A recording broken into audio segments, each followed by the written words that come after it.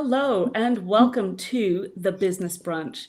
My name's Melinda Ward and I am here today with our usual panel of Vanessa Ashworth, the absolute expert in value propositions and all things marketing, and also Sarah Farmer, the executive coach extraordinaire and leadership guru, and also today's featured speaker.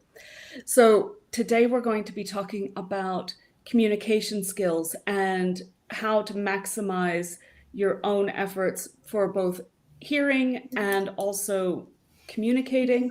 And this is stuff that's really important, not just in a business context, but just for life in general.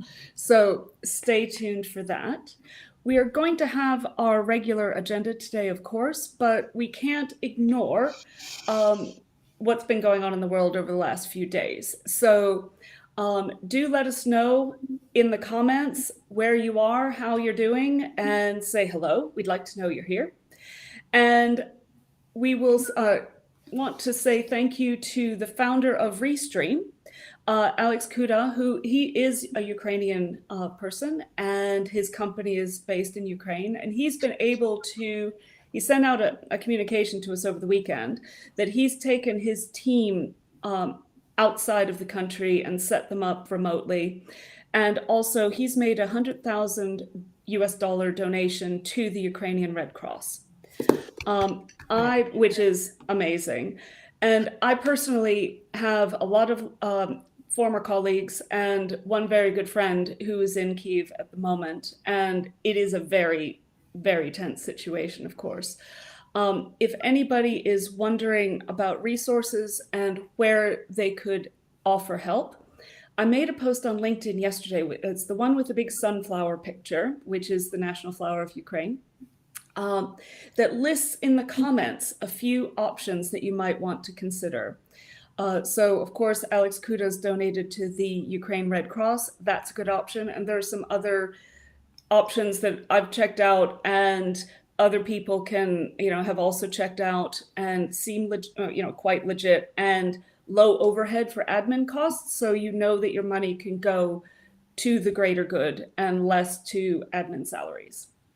So that's where we are with that. We are going to continue with our normal program because, of course, everybody's overloaded with information and we still need to carry on and keep informed, but also reach out and support the people anybody who may have a connection who is directly affected by this. So if we can help in any way, do let us know. And also we have some comments coming in, some people joining us. Okay, so we have, so do remember, say hello in the comments and tell us where you are. So Nick O'Connor says, afternoon all. Lisa Hello, Foley is back to join us. Afternoon, lady. Hi, Lisa. Ladies. And Rick Melton is here and who says he's praying for Ukraine. Yeah, hearts. Yep. We all are. With everybody there and in the kind of surrounding region. So Richard says, hey, nice bookcase, Sarah.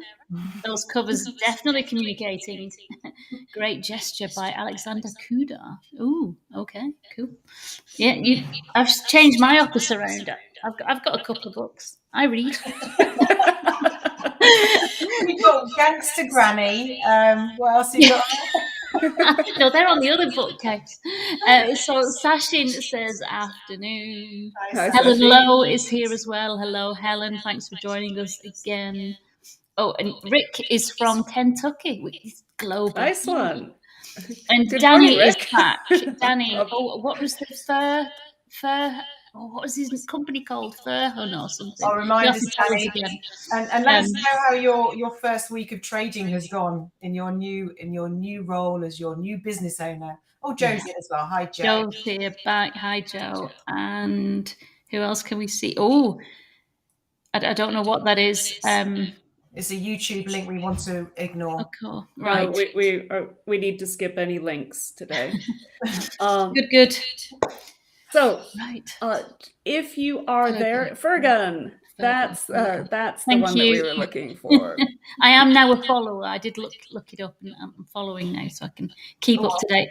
And Lynn is back, and she says hi everyone, and happy Monday. Happy Monday indeed. Yes.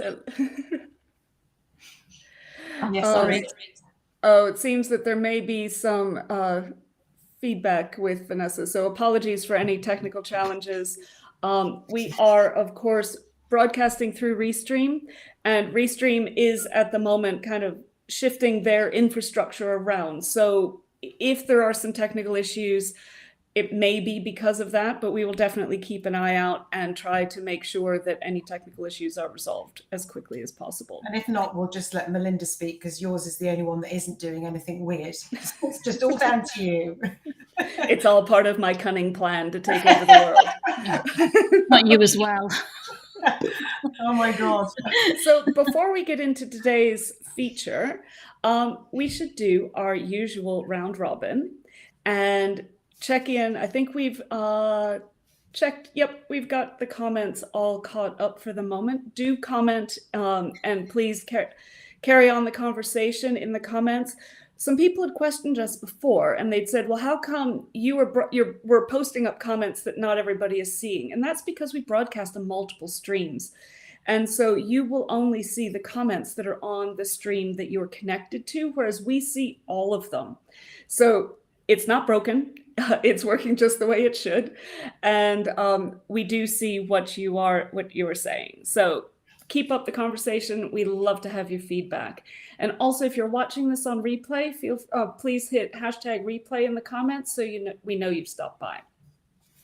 So first up, Vanessa. Can I just jump in and say hello, Adam? Thank you. He enjoyed last week so much. Vanessa can't speak now. She's going to stay quiet. But he's going to join us again while he can, which is lovely. And Danny didn't know that you'd followed him, but he's saying thank you.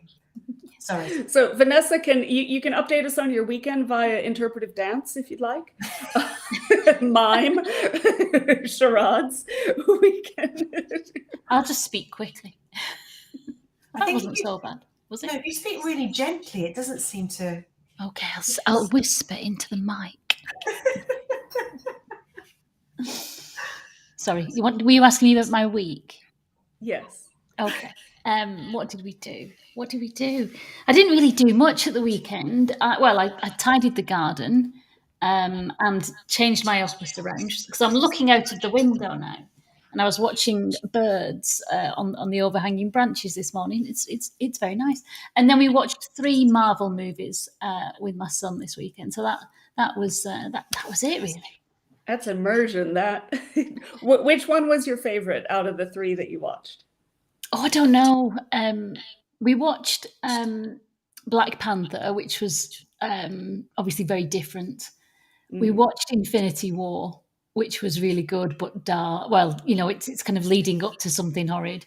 And we watched one of the Spider-Man ones, not the latest one, the one before, The Way Home. I'm not sure. That was really good. So yeah, it was all good. And we've got some feedback that it looks like your feedback has resolved itself. So yay for that. Sarah, how was your weekend? Oh, we're not hearing Sarah now. Are you on mute? Sorry, I just muted myself because the dogs were going mental because someone just got to the door. I just said, do you really want to know about my weekend? I think the best thing to say about my weekend is that it's been one of the most exhausting and emotional few hours that I've ever had, and I won't go into it now, but if anybody wants to know what was going on, I wrote a post about it on Friday because I find it really cathartic actually to get my frustrations out on there. But yeah, there's some bad stuff happening at school which involves my daughter, and yeah, it's been very unpleasant. So my whole weekend has been spent speaking to the authorities and getting things sorted out there. And I have to say, I am like a dog with a bone, and this bone is not being put down. I will put this right. These people do need to do the right thing, and they will. That is all I'm saying for now. Well, there's no place in the world for bullies, and especially not in the school system. It's been a problem for, generations, let's say. And, especially now with the technology that we have, you know, and like CCTVs in the hallways and things like that, and the ability to, you know, have a bit more visibility, there's really no excuse. So There really isn't. There really isn't. And I do have to say that just literally about 5 minutes before I came on air with you two, I did have a call from somebody quite high up there who thought it was appropriate to laugh about the situation. So that has just actually put me back a little bit. But I will do my very best today to give you my very best and focus my mind on communication skills, which is brilliant subject, and not let that get into my head while I am here to help other people. Thanks, Nick. Yes, I will go. Yeah. So, Danny, I mean, just similar to you, I had a pretty horrendous week last week. It's been part of my weekend. Belinda, you mentioned CCTV. I've been looking at security, home security this weekend because I will be investing. But Danny says his first week between customer profiling, web design, accountant meetings, networking, client sessions, social media content, pitching, MBA studying, and journaling modelling. It's been really quiet, he says. Really, not a lot going on there with Danny. Well, Danny, we are so happy that you've taken some of your spare time to join us today, because that's really a statement, and we're happy that you're here.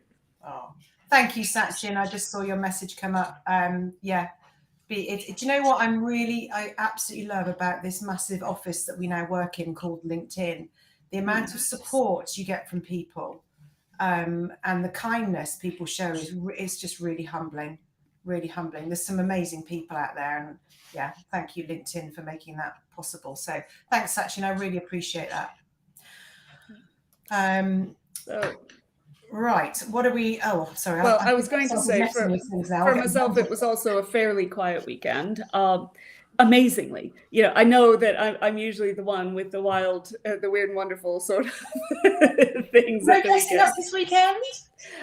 No, actually, it was much more quiet this weekend, but I was doing a bit of costume prep for an upcoming event, which I will share when I'm doing the event. So so that's part of it, and some domestic sort of things. But yeah, to be fair, I probably, like a lot of you, have been quite preoccupied with what's going on in Ukraine and with my friends. So, you know, that's also kind of, I think everybody's kind of in a bit of a weird place, especially if they have close connections that are involved. But what that does is that helps to lead us into the topic of communication and how important effective communication is. And I know that for myself anyway, I am always a student on this, and I will never be done learning, because the aim to listen to learn, not listen to respond, it's something that you have to constantly practice. It's not something that comes naturally to people, especially to people like me who always want to help. And I want to help quickly. And so as soon as someone starts telling me something, my first instinct is my brain's like, oh, I can fix this. And like I mentally go off somewhere and try to think of the solution. But the problem with that is I've not heard the problem yet. And usually when people start telling you about a problem, the first things they say are not the real problem. It's an introduction. So if I just took that introduction, ran off mentally, got a solution, came back, and before they're even done speaking, I'm like, right, here's how to fix that. They'd be like, that's not even my problem. What do you want about? So all of that instinct is something that I have to constantly put a lid on, and constantly just shut up, listen, take notes, ask questions, try to get to the real problem and really dig deeper. And that is true not only for business, but for personal things as well. You know, when someone's coming to me with a challenge or just wants to vent, you know, it's the question, do you want a solution or are you just wanting to vent? Because sometimes people just want to share, they don't want fixing. So again, that's the listening to learn and paying attention and keeping your senses tuned to your audience. And Sarah's got some great advice on that and some great approaches, which are part of a much bigger presentation that she could do So this is like the good stuff. So I am going to throw us over to Sarah now to start our feature presentation. Cool. I say the student has become the master. Ooh. I'm impressed, Melinda. Very good. Learning I am. Learning I Expert am. I will be. This is part of a massive piece of work that can take years to master. I can teach it in 1 to 2 days, which I do, but it takes years to master. So what I'm going to give you today is a tiny fraction of it, but something that you can play with right now. And I do want us to have a bit of fun today, because let's face it, life is there's some stuff that's going on out there that's making us all pretty miserable and sad. So we're going to have a bit of fun looking into your communication styles, why they are what they are, what problems it causes, and what opportunities we've got from that. And I'm going to do a first today on the show. I'm going to do a sharing screen thing. I hope this works. Hold on. Can you see? Yep, we can see it. And if those of you in comment land can confirm with us that you can see the presentation, that would be excellent. Now, I can't see anything else other than the presentation, so please keep me on track, ladies. So if comments come in, anything, just let me know, because I'm not entirely sure if I can. Let me just see if I could just minimize my screen a little bit. Ooh, back off. Now, at the minute, Sarah, we're seeing the whole screen, not just the slideshow. So you might want to switch it so that we see the slide and not. Because at the minute we can see the view with the it's not in presentation mode yet on PowerPoint. And whilst thank you to that, Lisa and Richard for confirming. All right, thanks. Whilst we're doing that, LinkedIn user says, spot on, Melinda, leaders and managers must do more listening, not jump straight to solutionizing. And yeah, as Melinda was saying, Lisa, Richard, and Danny have all given us the thumbs up, as have Helen and Alan Dunbar. Alan's back. Hello, Alan. And Joe said the same. We can see the slide sorter, but we need the presentation mode. It won't let me go into presentation mode, so that's brilliant. Oh, try unsharing, put it in presentation mode, and then reshare. See if that works. Bear with, callers. Hold on. Because we saw it before. We saw it correctly when when we did the pre-show. Okay, that's better. We can still see what's coming there. Or just zoom in. That's the other option instead of so we're not wasting time. Yeah, I think it's probably better. Oh, can you just did the zooming in thing? It went smaller. It was better before. Okay, I'm going to go on big screen. Tell me what you need me to do. Is it gone bigger now? It's bigger now. Stick with Marvelous. I don't know what's going on. This is all brilliant. Anyway, about communication and versatility. So most of you will know me by now, but if you don't and we're not connected, then please do connect with me on LinkedIn, because I talk about this sort of stuff and leadership and all sorts of other juicy things that will help you be better in business, whether you are running your own or whether you're working for another one. But today we're talking specifically about communication and versatility. The promo for this show was all about what are the benefits. So how does it help you build trust faster? How does it help you lower tension, diffuse conflict, create better teamwork, improve your confidence and the ability to influence people? But the overall benefit really is people who know how to do this have better personal and business results. And as Melinda said right at the beginning, this isn't just about business. This is for life. This is everything we do. If we learn how to communicate more effectively, then amazing things happen. So I'm going to ask you to do something in the chat box right now. I'm going to show you a picture and I'm going to ask you immediately to write down what you see. And I've got 2 of these slides coming up. So get ready. Most of you a lot of you will have seen this picture already, but tell me what you see. Do you see the old lady or the young lady? I'll give you a second for that. Melinda, what are you seeing? A mute button. Sorry. I see both, but the stronger of the 2 is the younger lady who's looking away. Okay. What about you, Vanessa? What's the first one you see? I saw the young lady too. Okay. All right. Are we getting? Whilst you're there, Gary Spencer is back, and he says, "Great subject yet again." And we're now getting some answers So Jo says she sees the young lady. Lisa says she sees the old lady.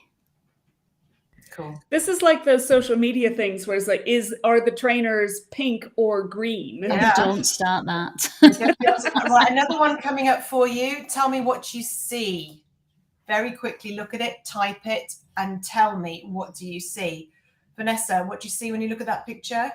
I see a face. Melinda? A face. Okay. I'm going to go back to the old lady. What are the comments coming in on that picture, on the second one? So they've not started yet. There's always a bit of a time lag. But just on that first picture, so Helen said young lady straight away. Richard said young lady. Danny says he sees the young first, but he's familiar with the image. Yes. And the old lady appears quickly after. Yeah. And so then for the second, oh, right. Okay, so I didn't even see that. For the second image, Danny says he sees the word liar. Oh, yeah. Okay, right. Didn't even see that at all. Adam also says liar. Rick, so the point, saw the face. The point of doing this is that we all see things differently. Some of us will see the same, some of us will see something different. The point is, when you look at something for a little bit longer, you can start to see what the real picture is or what else might be true. So some people immediately see the face. If you look at this a little bit longer and look at it on its side, you can see the word liar come up. The reason this is so important is that we make judgments on people's behaviors. We see and feel a behavior, we make a judgment on it. What we don't do is take time to think about what might be behind that behavior. And this is really important when we're thinking about effective communication, because one of the things that we're all able to do and all do is we make judgments on people and decide whether we like them or not, depending on what we're seeing in front of us. And if what we see coming towards us is not how we do it, how we say it, how we feel about it, we start to dislike that person.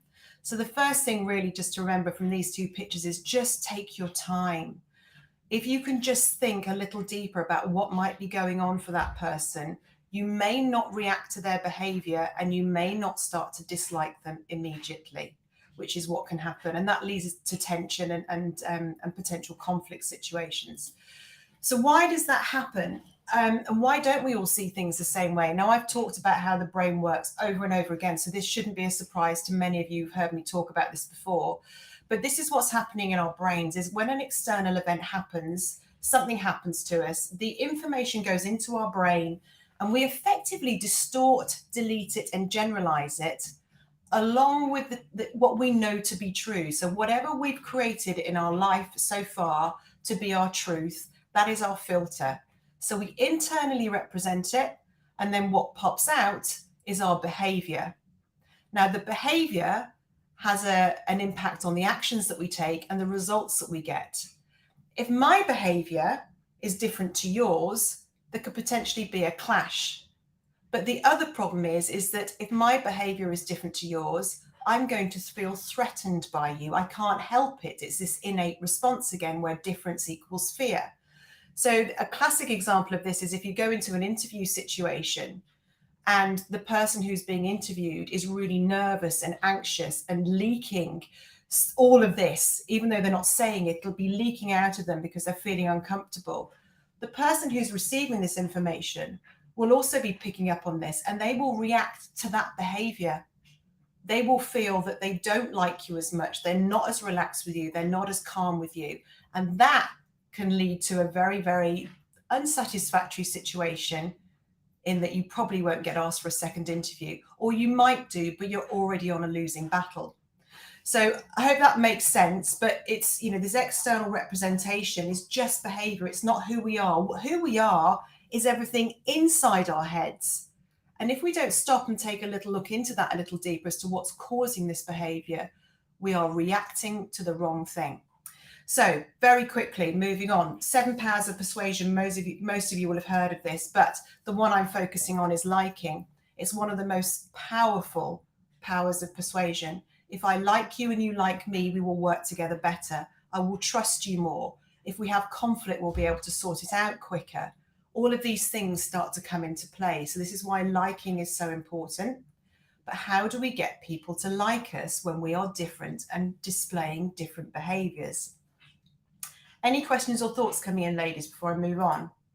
There is a comment from LinkedIn user there that Vanessa's just popped up. Yeah. Yeah. I So- can't see it because I'm Okay, looking. good. Oh, That means that you're not being interrupted. That's good. So it's just one point that says we are often far too quick to judge, letting bias creep into our communication. Very, very much so. And this is what I'm going to explain now is why that happens and what we can do about it. So I'm going to introduce you to something called the colours, which is the tool that I use to help people understand their behavioural styles and how to be versatile. There are loads out there. You can use Myers-Briggs, there's DISC, there's MBTI, there's all sorts. Oh, and there's Insights. But this is the one I use because I like colour. It sticks with me. I understand it, and it's really easy for people to understand it themselves and be able to use it. So as with any good tool, you end up with clusters of behaviours. With this one, we're looking at 4 archetypes, which I'll explain to you in a minute. And these 4 archetypes are demonstrating typical clusters of behaviours that are demonstrated over time by groups of people. The first thing I need you to know, and this is something that often gets forgotten when this sort of training is happening, there is no right or wrong, and there is no better or worse. The amount of people that are scared of taking these profiles thinking, well, someone's going to use it against me, is just incredible. And that comes from the fact these are being used incorrectly for interviews and to put teams together. They're being used, don't even get me on that, but there is no right or wrong. What is good is understanding your personal style and then understanding what to do with that to help others work together better with you by understanding their style and their needs.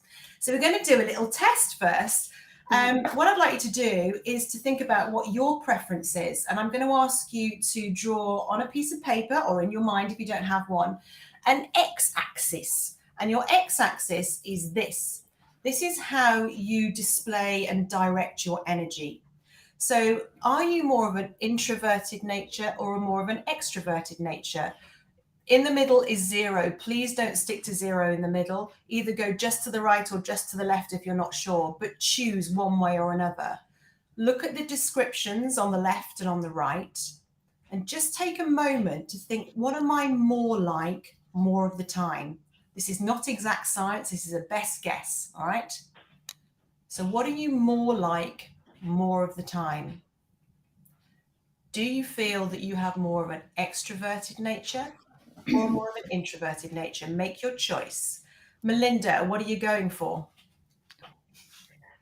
I think I skew extrovert on this list. Cool. Okay, so you're heading over to the extroversion. And what about you, Vanessa?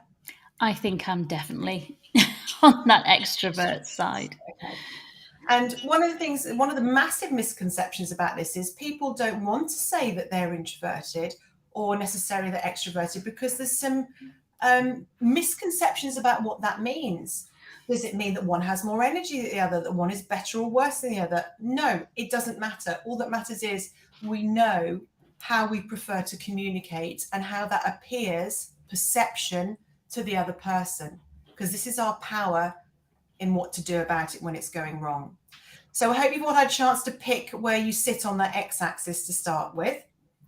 And the second line I'd like to draw is obviously the y-axis, and this is how we make decisions. So are you more of a thinker?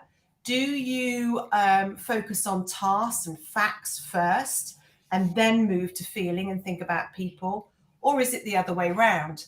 So if you have a feeling preference, we'd be able to identify you as being probably less formal, a bit more subjective, maybe more interested in harmony, about the impact on others, and being tactful first before you go into the facts. And if you're more northbound on this x-axis, you'll be starting the other way around. Both of you consider both, you always consider both, but you'll do one before the other. So which describes you more? Are you more of a thinker, which is all the information on the left, or are you more of a feeler? What are you going for, Vanessa? Definitely feeling. Feeling. Okay. And Melinda? Yeah, I lean towards feeling as well. All right. So whatever you've got going on, to the listeners out there, now join the 2 dots together and you will find yourself in a quadrant. All right, this is just best guess for now. It's your primary thought. But this is how it looks, the type of typical behaviors that we would use to recognize people in these quadrants. So we've got the reds, the yellows, greens, and blues. Reds are also known as drivers. We've got expressive yellows, amiable greens, and analytical blues. So those are some terms you might hear associated with those colors. So have a look at those descriptions on there. These are you on a good day, all right? So when things are going well and you're not being upset by somebody, this is how people may perceive you. So just let me know in the comments, where did you end up in as your first thought? What is probably your primary color? And do you agree with it? Does it resonate with you? Something to be very wary of is that we have all 4 color energies within us. So even if I have a strong yellow, I also know I have a strong red as well. And occasionally, if I remember, I can be green. You can use all of them when you know what they are, but some of us use more of one color energy than another, and it helps us recognize you. It helps us recognize what's going on for you. Any comments coming through of where people have landed? So Gary says he's in the red. He's in the red. Okay, interesting. I'm delighted that I turned up in yellow because I chose yellow or gold as my brand colours because yellow is my kind of happiness and optimism colour. But I'm yellow all the way. Okay. And what about you, Melinda? I am yellow, but green is also kind of in there with a touch of blue. I would say I'm probably least red out of these. And I'm pretty sure if I did a profile on you that you would come up, these 3, the blue, yellows, and green would all come up high, and your red would be the one that was least dominant, without a doubt. And this is the thing, when you do the profiles, you get to see how much of each color energy is more like you. And this is why people often get confused when they're trying to do the first pass on this, is, well, I'm a bit of this and I'm a bit of that. That's fine, you probably are. But it's what you do most regularly over time that matters, and just to know what that is. It's just an understanding of it. Now, if you're not recognizing yourself on a good day, do you recognize yourself on a bad day? So this is if the bear has been poked, if you are upset, if you are stressed, you may also be seen displaying these behaviors as well. So maybe some of these are obvious to you. Maybe you go, oh yeah, I can see exactly where I sit, and yes, this is exactly what I do. Again, this is really top line. What happens when we're under pressure depends on how much pressure we're under. I will just give you a quick example, is that if you poke this bear, the strong red energy bear, you'll immediately get an aggressive response. If you keep upsetting this person, eventually they will move into the blue zone and do what the blues do best, which is to be a little cold, a little distant, maybe slow down, maybe more reserved. So if you notice somebody has gone, who you know is normally a real strong, fiery red energy, and they've stopped attacking and they've started doing this, you know you've pushed them really far. And this is really important for leaders to understand, because they can start to see how bad things have got for people if they understand the behavioral preference and the process people go through when they're upset. It gets worse. It's called a Z pattern, by the way. So I don't know if you can see my cursor, but it literally goes from red to blue.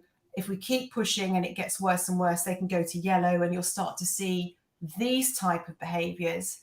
And then the final straw will be for them to go into this green quadrant here, where you will see a totally different person. So if you know someone is a strong red and you see them under pressure and they're behaving with green, amiable type, bad day behaviors, you know how bad things have got for them.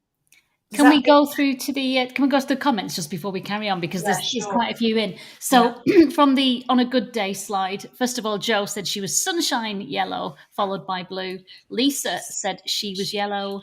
Rick said he was red.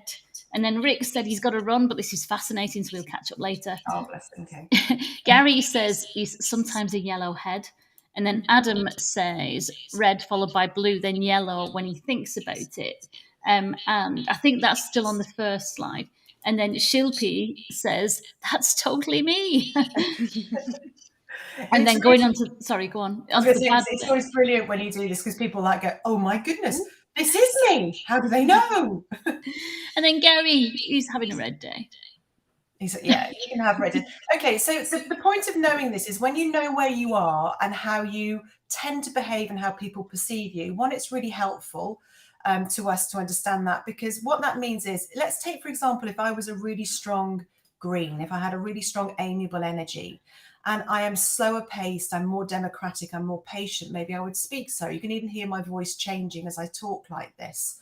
I'd be more interested in people. I'd be asking more about how was your day, and all of the different things. Very, very different to Mr. or Mrs. Red. Put those two in a room together. They have a very strong stretch to meet each other. The red will think they're too slow. The green will think they're too fast. And then perceptions and feelings towards that person go on. And this is where uncomfortable relationships start to happen. Is I will start to dislike this person who has a red energy because I don't like their behavior. And yet it's nothing to do with who they are as a person. So when I can understand that, I can stop disliking people and being cross and angry about behavior. It's not them. It's just their outpouring. It's how they behave. So that's a really, really useful thing to have in mind when you're finding someone unpleasant to be with, is remember it's their behavior. It's not always them. Just one caveat. There are nutters, total nutters, who doesn't matter how they behave. They are revolting people. I know they exist. I've worked with them. So, but they're few and far between. And that is nothing to do with behavioral preferences. That's due to something else. Anyway, so we can use what we know about ourselves. But now what do we do to help us be more versatile? Now, that's not me, clearly. I don't own anything red, and I cannot do that. But versatility is not about wrapping yourself up in knots and getting and turning into something that you are not. This is a real misconception. Versatility is just about how you can adapt the little things about your behavior that will help lower the tension and possibly diffuse the irritations that occur when I deal with another person who's not like me. So maybe there's Mr. Yellow and Mrs. Blue in a meeting. What would they have to do to adapt their behavior to make the other person feel more comfortable so they can have better discussions? They can come to better conclusions. They do not rub each other up the wrong way. It makes it so much easier. And the other thing is, if you know this and you have this language, and when I've taught companies about this or teams of people, they use this language when something goes wrong. So if they're in a meeting and someone has upset somebody, they might go, do you know what? I think you've just played the blue card there a little bit too strong. I'm feeling really yellow today. Can we meet in the middle? And it works. That just having a language to hang the problem onto stops it being personal. It's just behaviors. So bear in mind, versatility is just about adaptation. It's just about tweaking things, dialing up, dialing down things that you can do differently to help the other person feel more comfortable in your environment.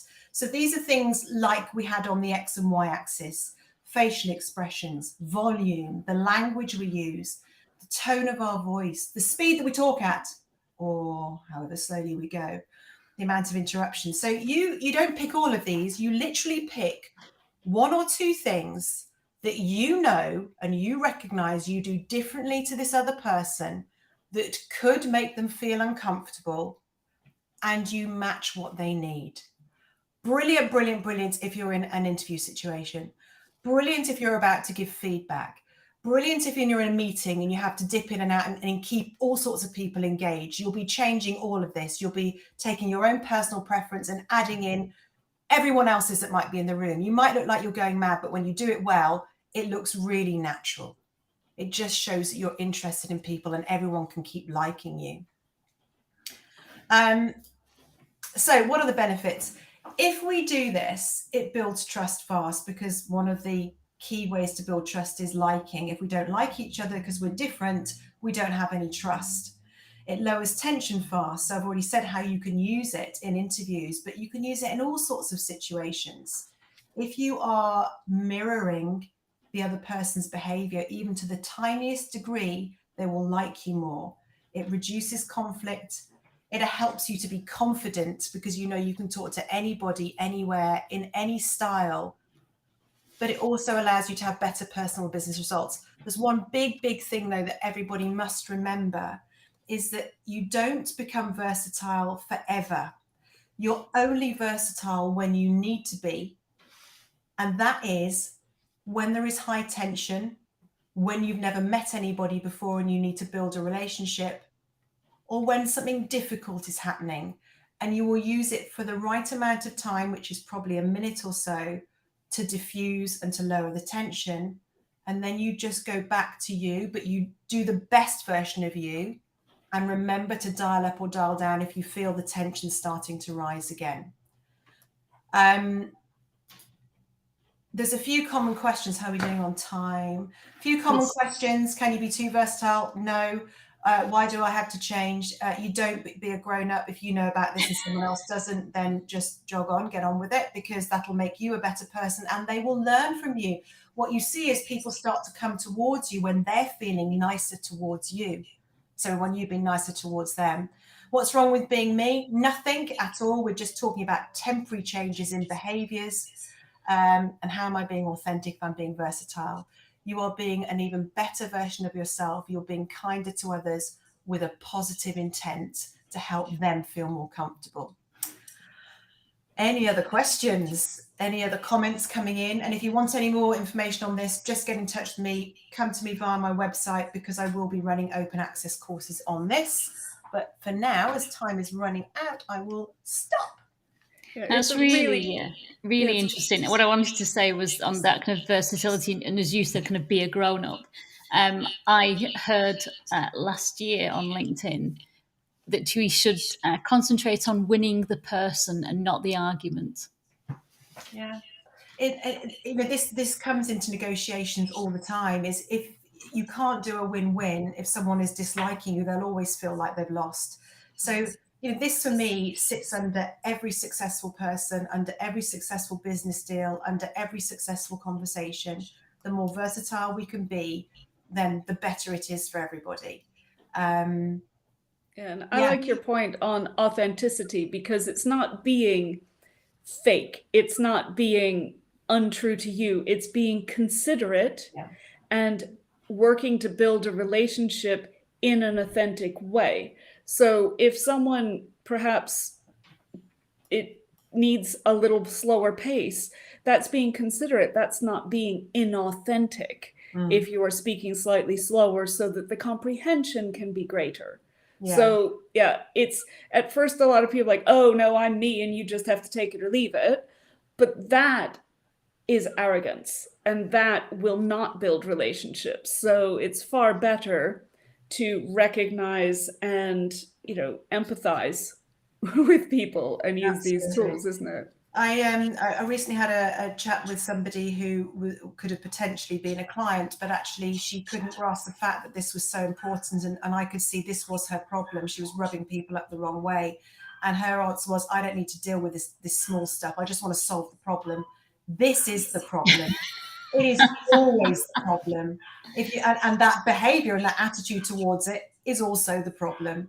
So I'm glad, I'm just looking through the comments. I'm glad people have found it useful, and thank you for playing along. I hope you found that beneficial. I'm sorry the dogs are going off again. It's just that time of day.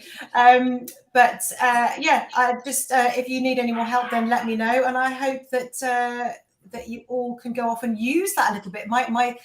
I would just say go and try it. Go and listen to some people, see how different they are to you. Even if you don't remember about the axes, just look where the differences are and try tweaking things and see what happens. Love the charts. They show which way the wind is blowing like straws in the wind, but I learned to leave it. Oh, wow, deep. Cool. Thanks, Gary. Be a better person. And Gary says he can see himself in all of these. We all can. We can be any of these that we want to be. Use them wisely, use them when you could and when you should, and things will be better. And don't forget to follow Sarah and Vanessa and myself on LinkedIn if you're not already. Sarah posts lots of insightful things, and I think you've got a workshop coming up as well. If there's still spaces for that. Mindset Mastery workshop. I've got a few spaces left on that, and that's on the 3rd of March. You can book in, it's free. You can book in on that on my website as well. So if you haven't booked in on that yet and you'd like to understand how to master your mind, which actually also affects how you communicate, because if your mind's not right, so yes, you're very welcome to come along to that. I will do my best to enlighten you on that as well. Well, thank you everybody for joining us. We have reached the end of our time block. So look forward to seeing you next week. And I think we have a guest next week, don't we? Oh, I'm not sure. Or is it the following week? Keep an eye on our feeds, and we will let you know what our topic is for next week. What we're trying to do is we're trying to mix in some guest speakers as well and bring lots of different perspectives to the table.